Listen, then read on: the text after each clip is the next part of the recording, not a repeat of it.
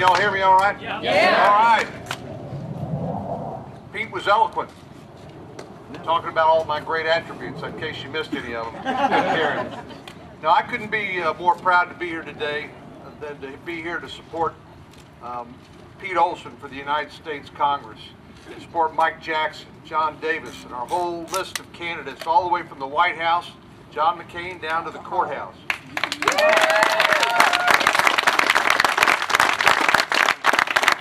Tell you a secret about elections. You know what? They're not that complicated. The person who gets the most votes wins. That's right. It's not rocket science. It really is not. I mean, I know we're right here in the shadow of NASA, but it is not rocket science. This is the time when it's important for all of us to get out and talk to our neighbors, the people our kids go to school with, the people we go to church with, the folks we work with, and encourage them to vote for all of our Republican candidates. I started out 24 years ago, believe it or not. I know I don't look that old, right? I had white hair even then. I was 32 years old and ran for district judge in Bexar County the first time. I don't know how I got elected in those days, but thank goodness for the voters of Bexar County, they did elect me. But I realized then, and I realize now, that without the enthusiasm and the energy of our Republican grassroots, we can't win. And with the energy and enthusiasm of our Republican grassroots, we can never lose.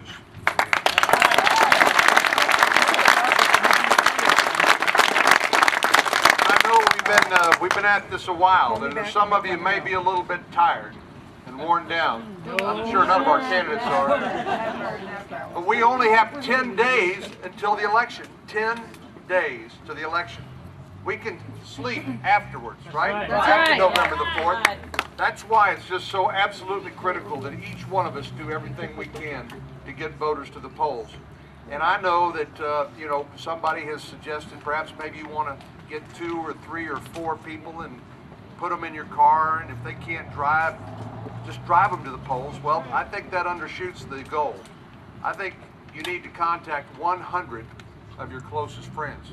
Everybody on your email list, you can make some phone calls from headquarters. We'd be glad to supply you with a list of people who we think will vote Republican but who have not yet voted yet. October the 31st is the early vote deadline. What we want to do, we want to bank as many Republican votes as we can before that date, and so that on November the 4th, we can target those folks who we think are likely to vote for all of our candidates up and down the ticket and who have not yet voted. And like I said, it's not rocket science. He or she who gets the most votes wins.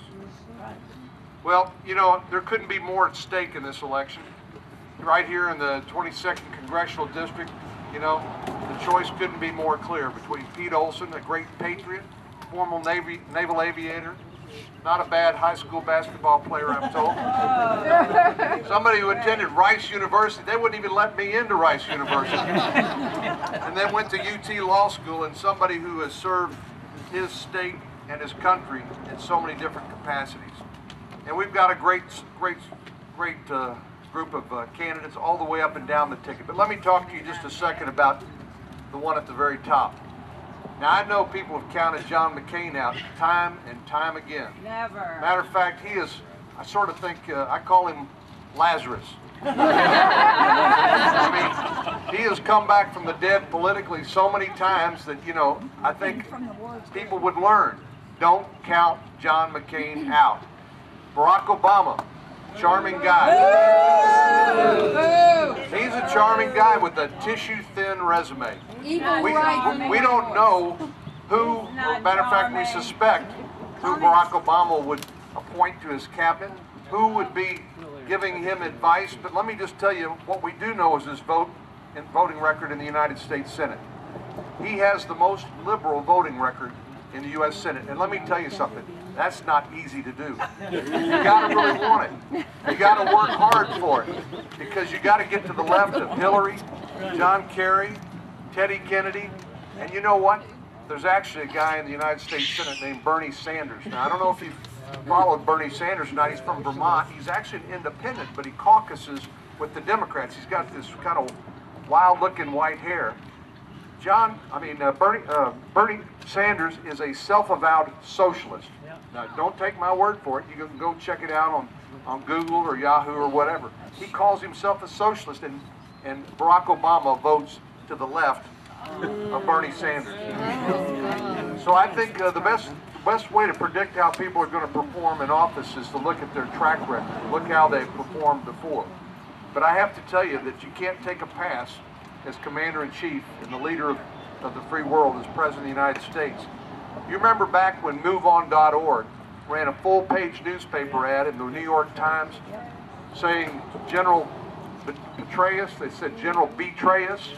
It was a disgusting ad that MoveOn bought in the New York Times. I think they gave him a discount rate, you know, as friends and family, the friends and family rate for MoveOn.org with the New York Times. Well, the problem is we had a vote in the United States Senate as to whether the Senate would censure and condemn that despicable treatment of one of America's great patriots, General David Petraeus, who has led us through use of the surge to success, so our troops can leave on victory.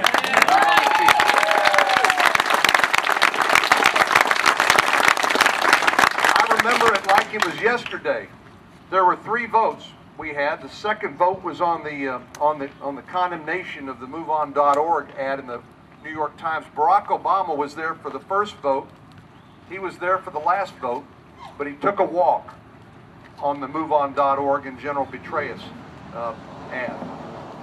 I just have to tell you, you know, first and foremost, when you look at a political candidate or you look at any office holder, you need to know something about their character, about what their values are, what they stand for, and more importantly, are they going to show up and take a position on things that should be universally condemned, like this attack on one of America's great patriots, General Petraeus. Barack took a pass. I mean, he didn't even vote present like he did in the Illinois legislature time and time again. That is not the kind of president we need. We need to elect John McCain and Sarah Palin president like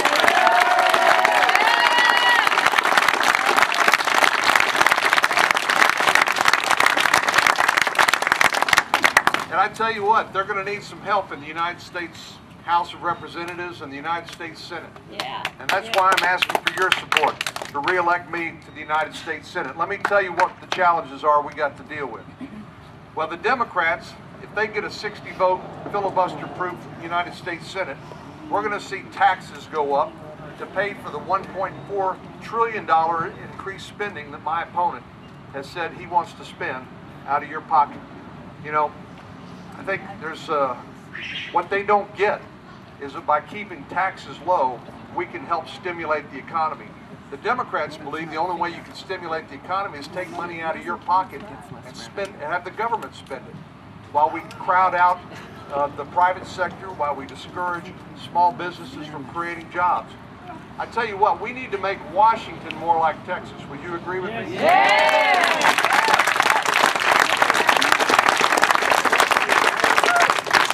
If you look at what's made Texas so strong, we're a state where 30% of all the new jobs in America were created last year, were created right here in Texas. 30% of all the new jobs in America. And it is not a mystery. It's about keeping taxes low. It's about common sense tort reform. It's about the right to work without being compelled to join a labor union as a condition of getting your job. And it's about free trade, creating markets for our agricultural produce and our manufactured goods, which creates jobs right here.